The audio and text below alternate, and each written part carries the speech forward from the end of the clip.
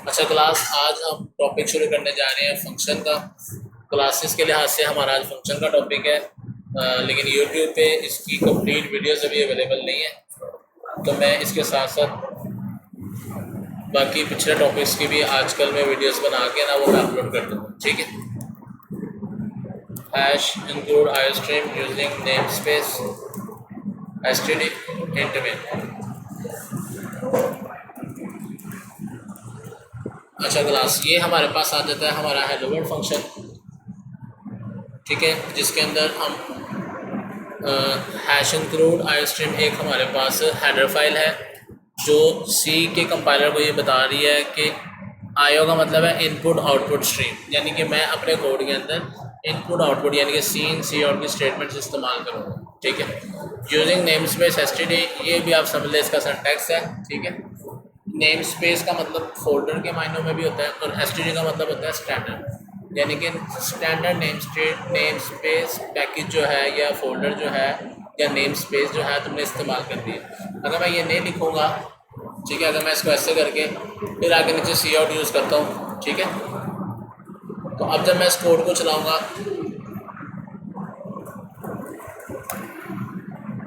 तो ये देखें, ये हमारे पास कुछ इस तरह से कॉज एरर आ जाएगा। उसको सॉल्व करने के लिए मुझे ऐसे दो दफ़ा एसटीडी लगाना पड़ेगा, फिर ये सही चलेगा। समझ आ गई? तो बजाय हर फाइल के शुरू में एसटीडी देना, हर लाइन के शुरू में अगर हम एक दफ़ा ही ऊपर बता दें कि यूजिंग नेम स्पेस एसटीडी, तो आपको हर लाइन के शुरू में बताने की ज़रूरत नहीं पड़ेगी। ठीक है। अब आप इसको रन करेंगे तो ये आपका रन हो जाएगा और ये आपकी आउटपुट आ जाएगा। ठीक है। ये हमारा एक इंट्रोडक्शन शुरू हो गया। डेव सी प्लस प्लस एक सॉफ्टवेयर है जिसके ऊपर हम काम कर रहे हैं। ठीक है। अगर आप भी इस पर करना चाहते हैं तो आप क्या करें, गूगल पर जाकर सर्च कर लें, Dev C plus plus software है, फ्री डाउनलोड, आपको इसका लिंक मिल जाएगा। ठीक है। यहाँ से ये आप सिंपल एक file Dev C plus plus की डाउनलोड करके सिंपली नेक्स्ट करेंगे, सॉफ्टवेयर इंस्टॉल होता है। ठीक है। इंस्टॉलेशन के बाद जो है हम इस पर काम करना आगे मज़ीद शुरू करते हैं। क्लियर? यहाँ तक समझ आ गया? ईजी। अच्छा, अगले इसमें टॉपिक्स हैं वेरिएबल्स का, इफेल्स का, लूप्स का। वो टॉपिक्स क्लास में कंप्लीट हो गए हुए हैं। हम अभी आज का टॉपिक आपका फंक्शन का, तो फंक्शन की वीडियो रिकॉर्डिंग कर रहा हूँ। ठीक है। बाकी जो नेक्स्ट टॉपिक्स हैं वो फिर मैं साथ साथ बना के प्लेलिस्ट ऐड करता जाऊँ। ठीक है।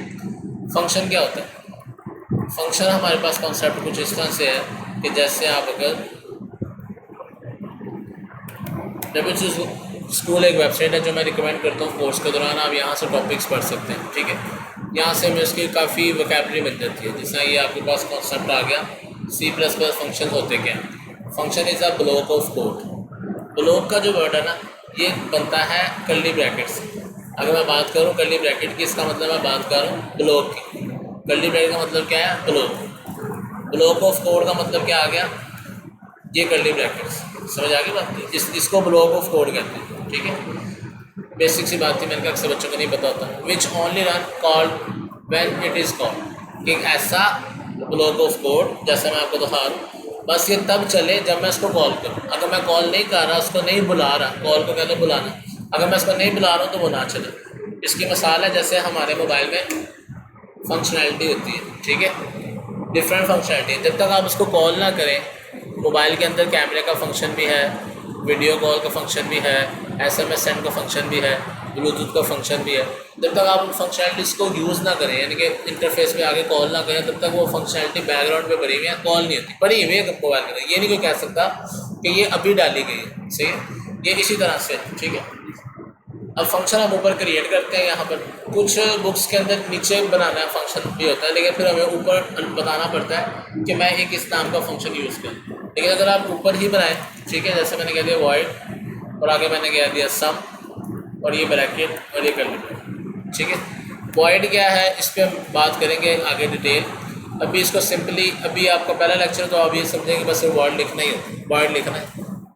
एक्चुअल में इसका काम ये है कि आगे जाके एक टॉपिक आएगा कि फंक्शन जो है वो वैल्यू को रिटर्न भी कर सकता है। क्या कर सकता है?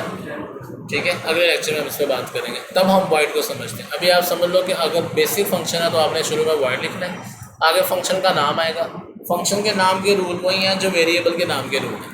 अगर आपने रूल्स पढ़ने हैं सर, इसके रूल्स कहाँ लिखे हैं, तो आप ये वेरिएबल के टॉपिक को जाके डेबिट स्कूल में पढ़ सकते हैं। इसमें यहाँ पर आपको सारे ये रूल्स मिलते हैं, ठीक है।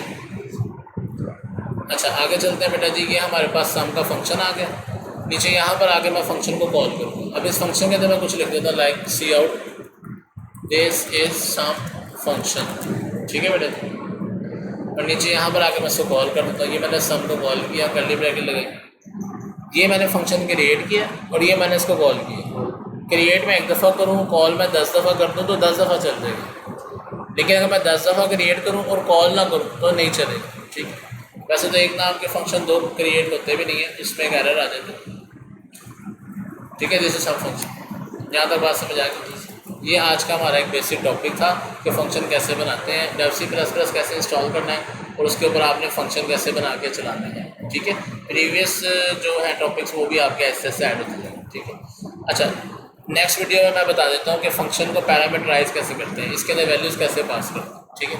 अभी आपका टास्क क्या है कि आपने जो पीछे टॉपिक पर है, जैसे अगर आपने सम का टास्क किया, ठीक है, उसमें आपने क्या किया था,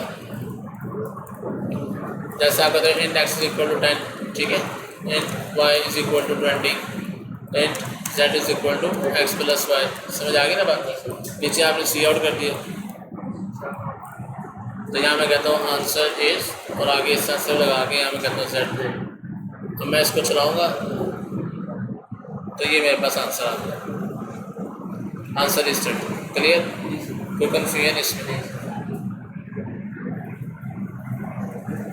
ठीक है बेटा जी। अभी फिर इसी के टास्क है, अभी इसी की प्रैक्टिस करें। नेक्स्ट वीडियो में फिर पैरामीटराइज फंक्शन कैसे चलाते हैं वो सिखाऊंगा, ठीक है बेटा।